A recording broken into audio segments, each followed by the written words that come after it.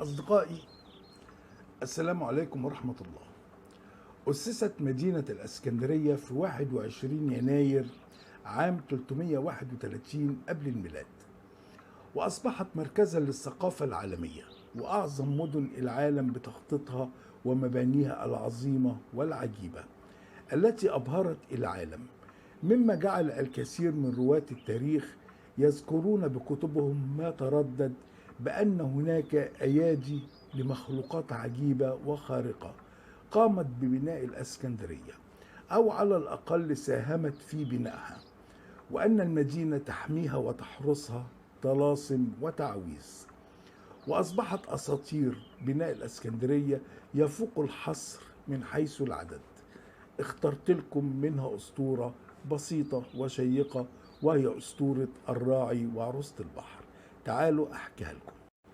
تقول رواية نقلها المؤرخ المقريزي إن الإسكندر الأكبر حين نزل بقرية رقودة وأراد بناء مدينة الإسكندرية علم أن أهل القرية لا يخرجون ليلا، فسأل عن ذلك، فعرف أن من يخرج ليلا تخطفه شياطين وكائنات البحر.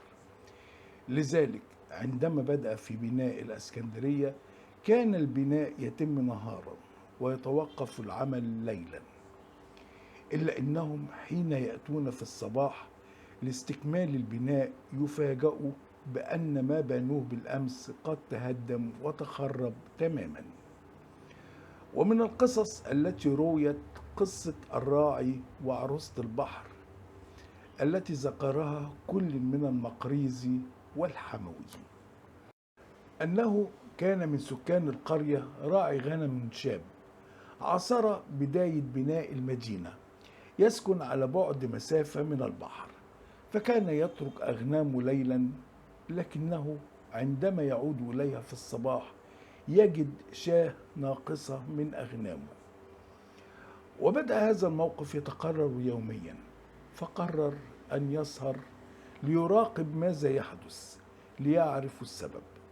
فخرج ليلا واختبأ في مكان، وإذا به يفاجأ بفتاة من أهل البحر تخرج من البحر شديدة الجمال كأجمل ما تكون من النساء، لها شعر طويل منفوش.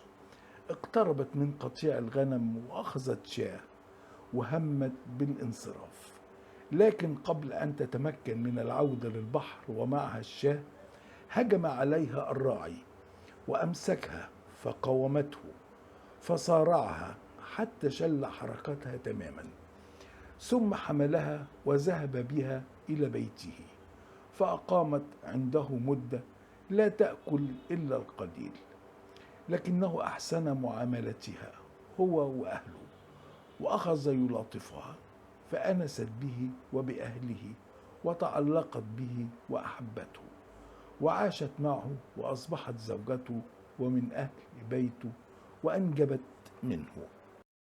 كان الراعي يشارك في بناء الإسكندرية، لكنها كانت تلاحظ بأنه يرجع من عمله حزين ومهموم، فسألته في حب وود عن سبب حزنه، فشكى لها ما يقاسونه من تهدم ما يقومون ببنائه، فكلما بنوا بناء جاءوا في الصباح ليجدوه متهدم تماما.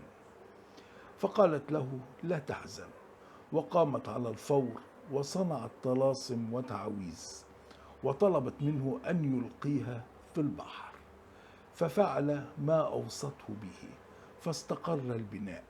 وهنا بدأ العمران يزحف بالمدينة العظيمة. ومن هنا تعتبر الإسكندرية بأسطورة الراعي وعروسة البحر أول من صدرت للعالم قصة عروسة البحر، التي تفنن خيال الكتاب والرسامين في وصفها وشكلها ورسمها، وأسهبوا في حكاياتها العجيبة المختلفة حتى يومنا هذا.